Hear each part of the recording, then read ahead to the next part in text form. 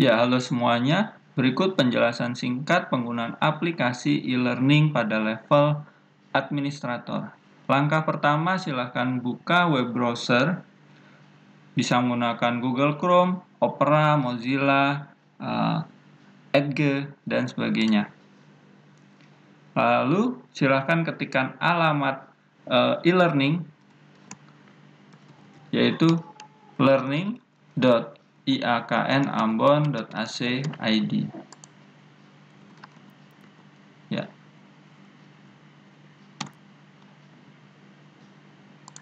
Setelah mengetikkan alamat learning.iaknambon.ac.id, maka otomatis muncul tampilan seperti ini. Di sebelah kiri terdapat informasi beranda dan petunjuk teknis. Dan di sebelah kanan terdapat menu login yang berfungsi untuk login administrator, login dosen, dan login mahasiswa. Untuk proses masuk ke halaman administrator, silahkan ketikkan username dan password admin, lalu tekan tombol login. Jika berhasil, maka kita akan diarahkan ke halaman administrator, dan di sebelah kanan pada saat awal masuk otomatis menampilkan informasi total rekap seluruh member yang login sesuai dengan waktu lamanya login. Di bagian bawah terdapat riwayat login, dan di paling bawah terdapat berita terbaru. Di sisi sebelah kanan terdapat ikon kecil foto dari administrator, dan terdapat menu ubah profil, ubah password, broadcast, dan logout. Selanjutnya di sebelah kiri terdapat menu beranda, menu admin, perkuliahan, master, utilitas, berita umum, mading, dan sebagainya. Dan di sebelah atas terdapat menu kecil untuk menonaktifkan atau mengecilkan menu di sebelah kiri. Selanjutnya, jika kita ingin menambah akun baru, manajemen akun, silahkan klik menu admin. Lalu di dalamnya terdapat submenu manajemen akun, data mahasiswa, data dosen, broadcast dan informasi, yang di dalamnya terdapat submenu kategori broadcast dan broadcast. Kita coba klik manajemen akun. Ya, nanti otomatis muncul tampilan seperti ini. Di bagian atas terdapat dua tombol, yaitu tambah akun dan impor data. Selanjutnya ada menu untuk pencarian, atau bisa gunakan pencarian yang ada di sebelah kanan. Jika kita ingin menambah akun baru, silahkan klik tambah. Nanti otomatis muncul form seperti ini ya. Levelnya apa, username, password, NPM atau NIP, nama, jenis kelamin, email, tempat tanggal lahir, dan sebagainya. Dan status.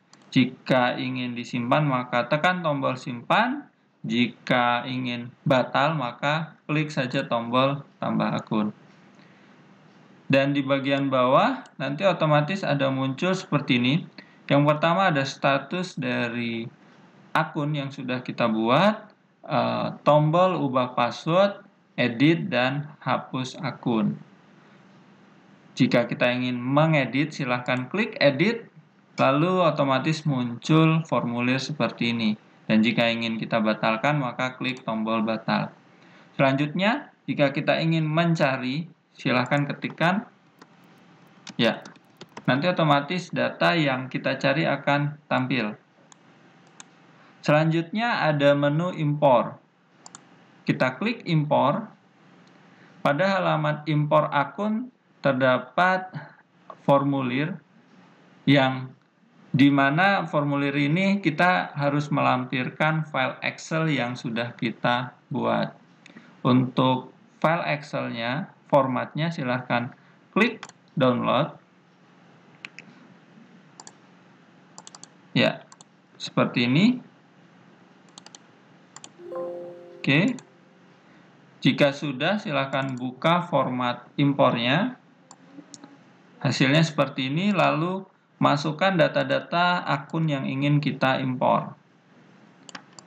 kita bisa memasukkan data lebih dari satu. Jadi misalkan kita mau menginputkan data dosen 100, maka langsung otomatis masukkan 100 data.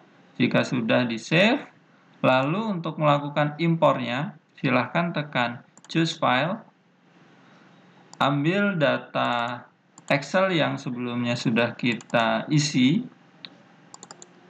Jika sudah, tekan tombol proses.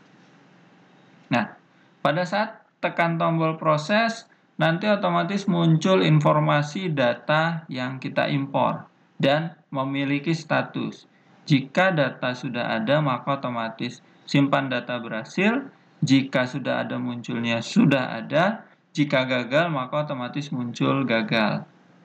Data impor ini bisa digunakan untuk impor data admin, data dosen, dan data mahasiswa. Nah, selanjutnya setelah data diimpor, misal yang kita impor adalah dosen, maka otomatis masuk ke menu data dosen. Dan jika datanya adalah mahasiswa, maka otomatis masuk ke menu data siswa. Di menu data dosen dan data siswa, data mahasiswa, menu yang ada hampir sama dengan menu di manajemen akun, yaitu terdapat tambah akun, ubah password, edit, dan hapus. Hanya bedanya jika kita klik menu manajemen akun, itu datanya tercampur atau gabung ya antara admin, dosen, dan mahasiswa. Namun pada saat kita klik data mahasiswa hanya menampilkan mahasiswa, dosen menampilkan data dosen. Ya, selanjutnya di bagian bawah terdapat broadcast. Broadcast yang di dalamnya ada sub menu kategori broadcast dan broadcast. Untuk kategori bisa dibilang informasi yang kita kelompokkan. Misalkan kita ingin menampilkan informasi informasi ujian. Ya. Nah, informasi ujian ini kategori. Selanjutnya, kita ingin mengisi broadcast-nya bisa melalui menu broadcast. Caranya seperti ini, klik tambah, lalu pilih informasi ujian ya, lalu ketikkan judul informasinya. Misalkan kita akan ujian tengah semester. Seluruh mahasiswa di seluruh fakultas akan diadakan ujian semester atau UTS pada tanggal 30 April 2020. Nah, jika ingin kita berikan cover, maka klik cover, lalu ambil gambarnya,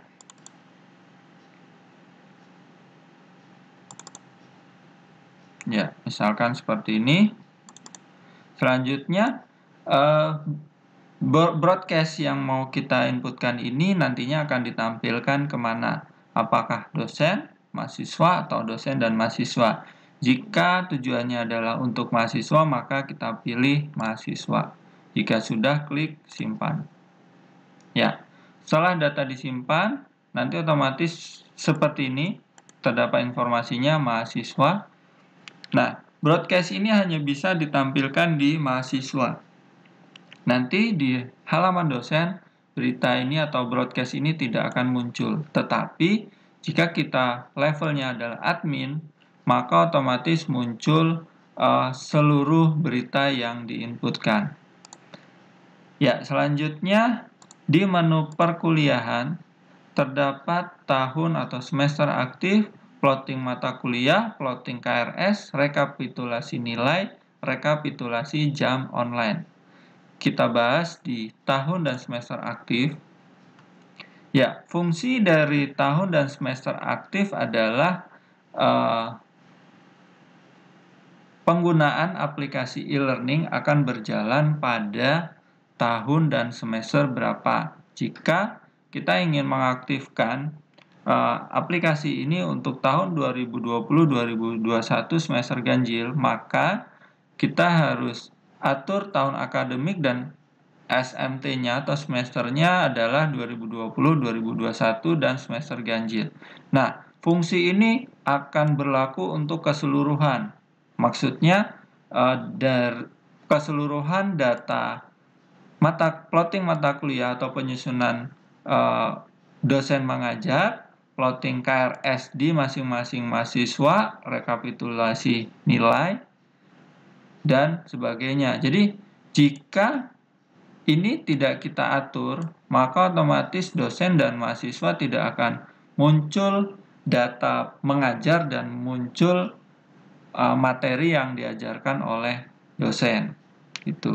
Jadi ini kunci paling utama. Setelah ini kita atur, baru kita lakukan plotting mata kuliah dan KRS. Ya, kita klik lihat dulu. Dilihat plotting mata kuliah, terdapat beberapa tombol, yaitu tambah data, impor, cari data atau tampilkan data, edit, dan hapus. Dan ada beberapa menu kecil seperti copy CSV, ekspor CSV maksudnya, ekspor Excel, ekspor dalam bentuk PDF, dan cetak. Nah, di bagian sini, pada saat kita tambah data, di sini nanti ada pertanyaan tahun akademik, maksudnya tahun akademik aplikasi ini nanti, atau data mengajar ini aktif di tahun berapa dan semester berapa. Lalu di sini ada mata kuliah, dosen, kelas, dan hari. Seperti itu. Untuk bagian dosen, kita tinggal pilih. Namun ada yang beda pada saat kita melakukan impor. Jadi harus diingat nantinya pada saat kita mau melakukan impor, kita butuh yang namanya kode dosen atau kode dosen mengajar. Ya, kita coba impor. Hampir sama seperti impor akun ya. Jadi kita bisa ambil format Excel-nya. Jika sudah, ya silahkan isi data-data yang dibutuhkan seperti kode mata kuliah, nama mata kuliah, SKS, semester, kelas, kode dosen. Nah, ini harus diperhatikan di bagian kode dosen. Jadi kode dosen yang dimaksud adalah kode dosen di halaman data dosen. Jadi pada saat kita sudah memasukkan seluruh data dosen, nanti masing-masing dosen memiliki kode. Contoh, Ferdian Rahabisa memiliki kode 1. Dosen 1 memiliki kode 15, dosen 2 16, dan seterusnya.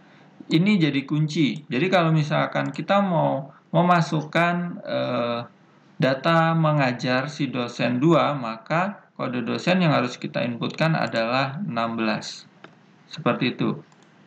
Ini data berelasi, jangan sampai salah, karena kalau misalkan bagian ini salah, maka data tidak akan tampil atau di sini akan hilang. Misalkan recordnya ada, tapi tidak terbaca bahwa mata kuliah ini diajar oleh siapa, jadi jangan sampai salah.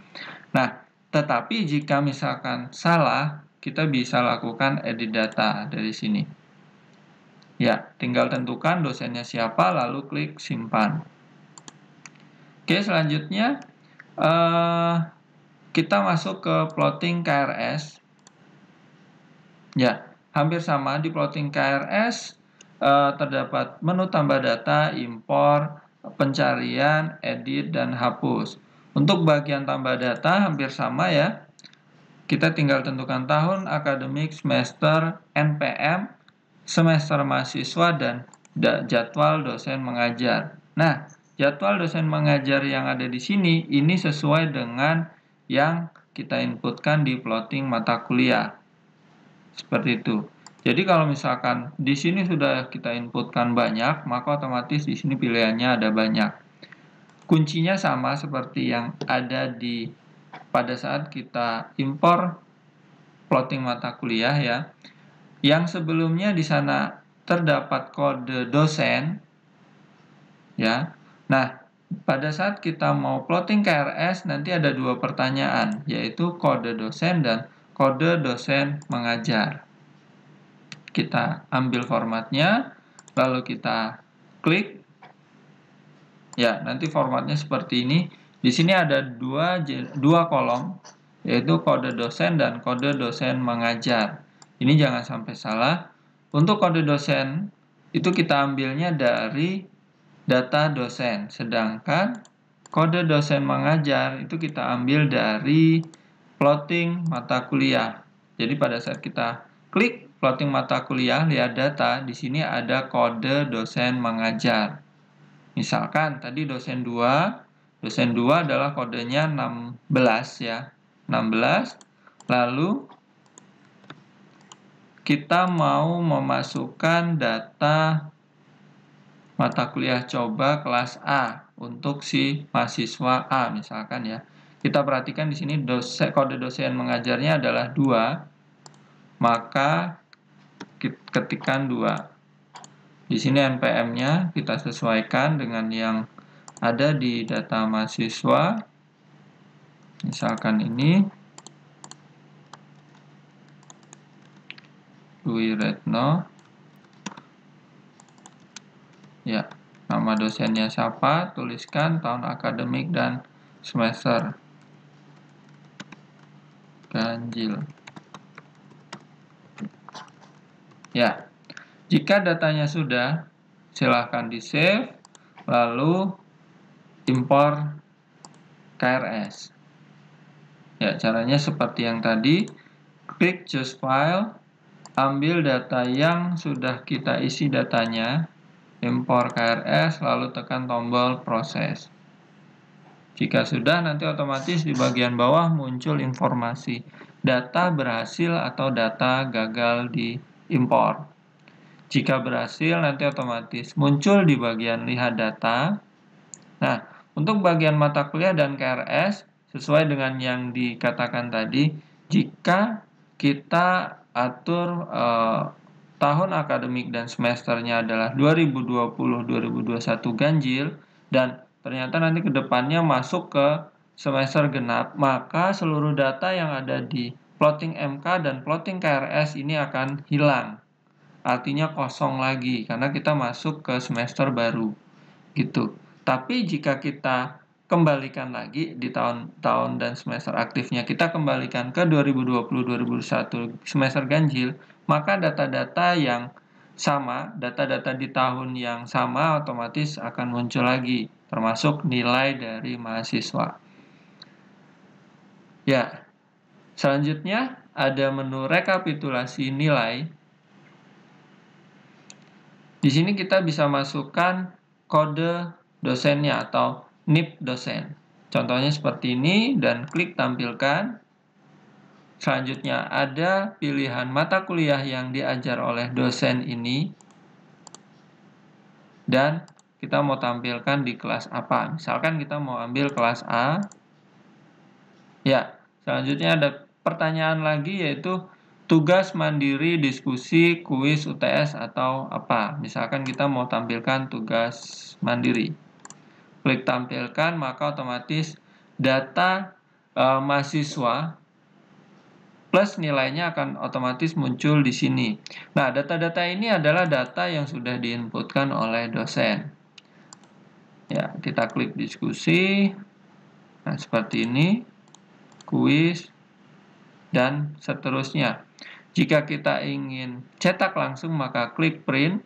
Jika kita mau ekspor dalam bentuk Excel, maka klik Excel, CSV, atau copy saja. Ya, dan selanjutnya terdapat menu rekapitulasi jam online. Di sini kita bisa tampilkan data per akun. Misalkan kita mau tampilkan datanya si admin, maka kita tinggal ketikkan kode NIP-nya atau namanya, lalu klik cari, maka otomatis muncul detail si admin. Contohnya seperti ini, admin pernah login tanggal 10 bulan 4 dari jam 1.44 sampai jam 2. maka totalnya adalah kurang lebih 2 jam. Dan seterusnya. Selanjutnya di bagian bawah terdapat fakultas, program studi, mata kuliah, tahun akademik, semester. Ya, di bagian sini ini untuk manajemen data-data yang ada di atas tadi. Contohnya, kita ada 4 fakultas, maka kita tambahkan data fakultasnya.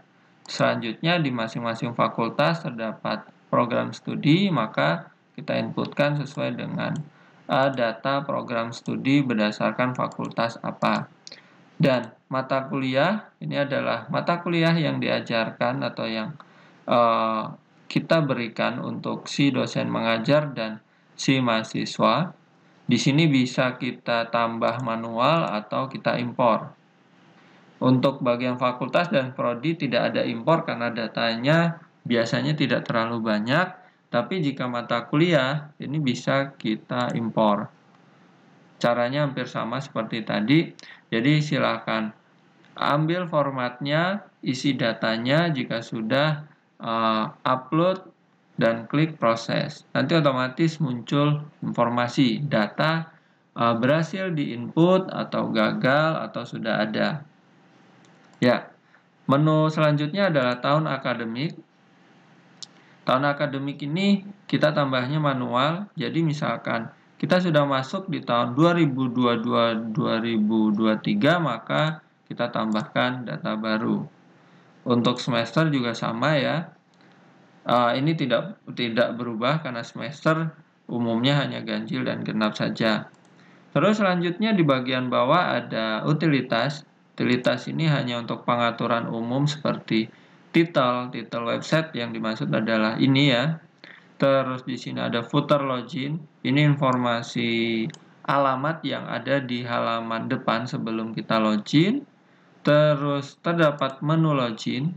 Menu login yang tadi di bagian atas ada petunjuk teknis dan sebagainya. Jika kita ingin menambahkan maka klik tambah. Jika ingin hapus atau edit silahkan edit atau hapus. Dan informasinya, informasi yang ditampilkan di menu login, kita bisa tambahkan dari informasi login. Contohnya seperti ini. Misalkan